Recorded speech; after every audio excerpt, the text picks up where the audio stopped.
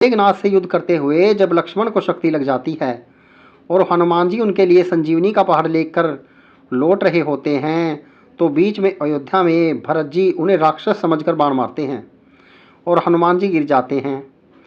तब हनुमान जी सारा वृतांत सुनाते हैं कि सीता जी को रावण ले गया, लक्ष्मण जी मूर्छित हैं। यह सुनते ही कौशल्या जी कहती हैं कि राम को कहना कि लक्ष्मण के भी अयोध्या में पैर भी मत रखना, राम वन में ही रहें। माता सुमित्रा कहती है कि राम से कहना कि कोई बात नहीं, अभी शत्रुघ्न है, मैं उसे भेज दूंगी, मेरे दोनों पुत्र राम सेवा के लिए ही जन्मे हैं।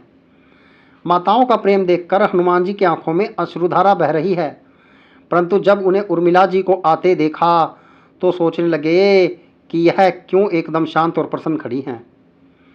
क्या इन्हें अपने पति के प्राणों की कोई चिंता नहीं है? हनुमान जी पूछते हैं, देवी आपकी प्रसन्नता का कारण क्या है?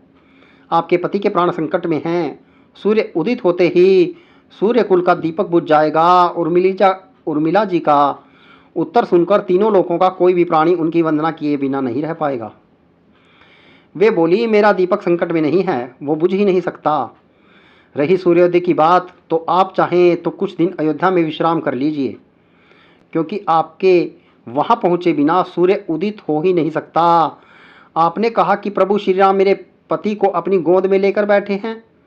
जो योगेश्वर राम की गोदी में लेटा हो, काल उसे छू भी नहीं सकता। यह तो वो दोनों लीला कर रहे हैं। मेरे पति जब सेवन गए हैं तब से सोए नहीं हैं। उन्होंने न सोने का प्रण लिया था, इसलिए वे थोड़ी देर विश्राम कर रहे हैं। जब भगवान की गोद मिल गई तो थोड़ा विश्राम ज़्यादा हो गया। वे उठ जाएंगे और शक्ति मेरे पति को लगी ही नहीं, शक्ति तो राम जी को लगी है। मेरे पति की हर श्वास में राम हैं, हर धड़कन में राम, उनके रोम रोम में राम हैं, उनकी खून की बूंद बूंद में राम हैं। और जब उनके शरीर और आत्मा में ही सिर्फ राम हैं, तो शक्ति राम जी को ही लगी, दर्द राम जी को ही हो रहा है। इसलिए हनुमान जी आप निश्चित हो जाइए, सूर्य उदित नहीं होगा।